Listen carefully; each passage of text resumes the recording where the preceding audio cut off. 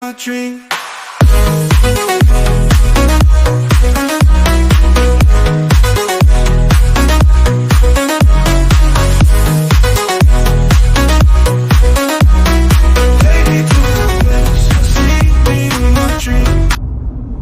Alright, good afternoon. It is about 2 o'clock on a Monday here. 1:58. Alright. Just got back from getting my hair cut. We're on the loaner escape. I figure it's only might as well do a video on this thing. It's an Escape Active. It's got the 8-inch nav. It's got this pretty much all digital dash, but not the upgraded one. But I've been driving this. Actually, I didn't even reset it when I got it. I reset it like a day or two after, so it's got like another 100 miles on it since I've done it, but about 1,200 miles, 1,300 miles really on this. But you can see my trip is 34.7. This is the 3-cylinder, and let me tell you, this thing's got pep. I am impressed with the 3-cylinder.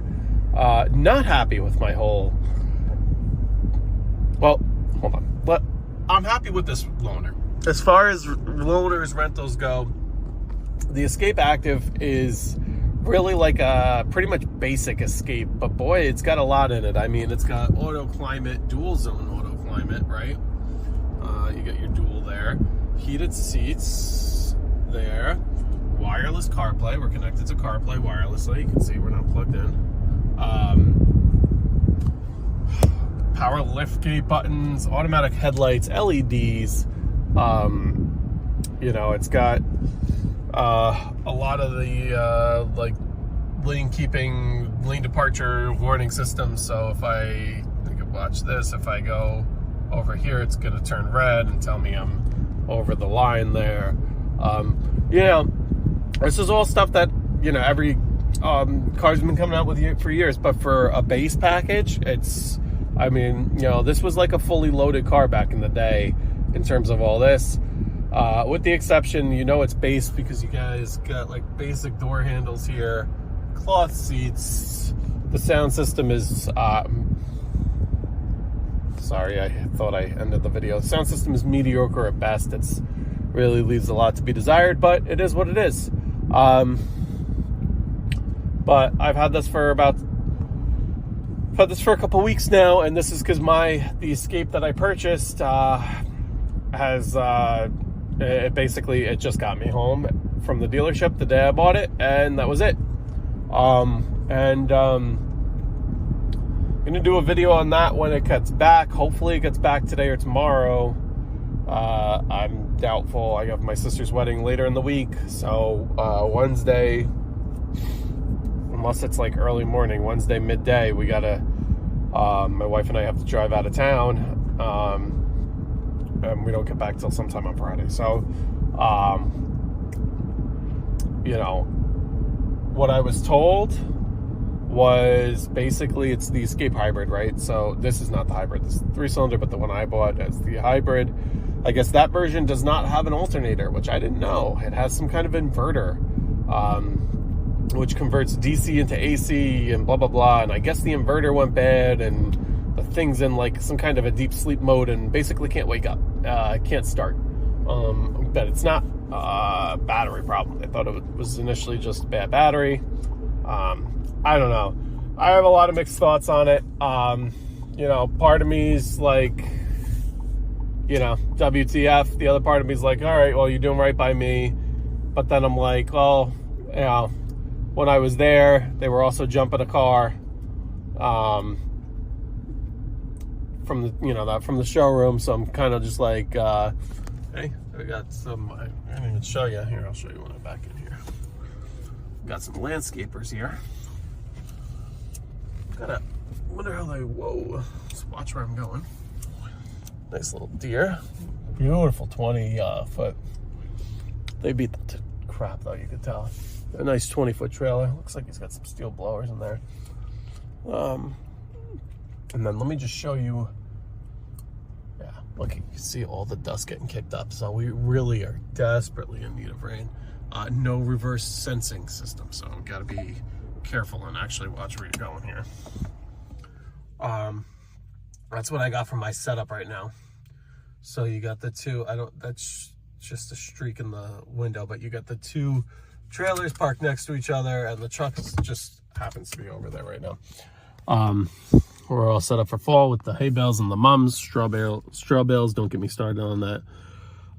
Yeah, but anyway, the update with that car, it's, you know, they said, I guess the inverter they don't have any in stock nationwide. It had to be, essentially it had to be like ordered from Ford and built by Ford. It was built last week. The part was built last week. It was shipped out on Thursday. I hope it's there today. They say once it's there, it's very easy to just put in. But, you know, I did reach out to, you know, I don't want to put them on blast yet, so I'm not going to do that. But I did reach out to the salesman that I bought it from. I was like, hey, look, you know, we're going on. Basically, his car got delivered right before he left on vacation, and I'm like, look, you know, I didn't fight you guys hard. You guys did right by me, and long story short, the car I paid a deposit on the car. They held the car for longer than they needed to because I was working with Ford on a buyback. And if you've ever done that, you're just at their mercy, essentially. It's a lot of extra paperwork. It's a hassle. But anyway, work with Ford on a buyback. They finally bought back the car. The Fusion's done. I didn't really go too hard with them on negotiating because they had held that for me and did right by me in that. So I think they ended up taking $500 off the price. Okay, whatever. But now, you know, I'm going to be, you know, now I've got the bill for the car already. The first bill came. It's been, you know, 3 weeks without a car. You know, not without a car, because I guess I have this car, but that's the way they're going to look at it. But this is not the car that I'm paying for. I'm not paying for, you know, black plastic door handles, cloth seats, and a bummy infotainment system. You know, I'm paying for the top of the line platinum trim, hybrid, you know, just not what I'm paying for. So, you know, I reached out and was like, hey, you know, maybe we could work something out, you know, whether you guys cover, you know, the first month or, you know, whatever, you know, but I've been getting nonstop emails from them asking me to review or rate my purchase experience, which the purchase experience was fine, but it was the experience of buying it and then having it towed hours later that's not a good experience. And you know, it's not on the sales guy, it's not on but you know, why you let a car sit and then not go over? Did they have to jump it of some sorts to get it to, you know, because I picked it up, it was running. You know, I don't know. They say it's a fluke. Listen, it very well could be. But obviously I have kind of a displeasure with the whole thing. They did, you know, it was towed there.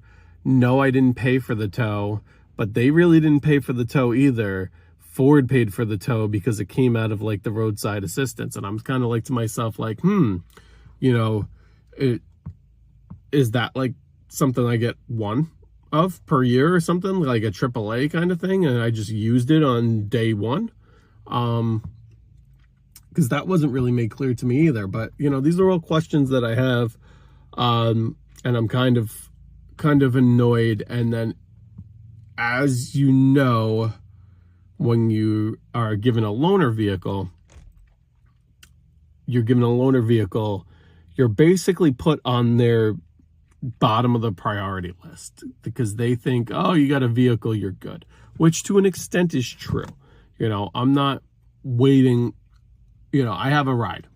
I mean, they don't really, they know this because they service all the cars, but I've got multiple vehicles, but at the end of the day, it's not the vehicle I'm paying for. And we got to get this, figured out. We got to get this going. Cause, it's frustrating, man. It's frustrating. And there's still, I don't know, these, post-COVID cars, I hear about it in the truck scene all the time. They're just not what they're used to be. Quality control's gone to shit. Parts have gone to, getting parts. It's just not good. So anyway, my little rant. But I gotta work on this guy getting that hitch off today. Kind of don't really want to do it, but I might try a cut-off wheel and see if I can cut the hitch off. And then I got to beat the other lock out once that's off, but we'll go over that. Anyway, guys, have a good rest of your week. Peace. Go get them, guys. Peace.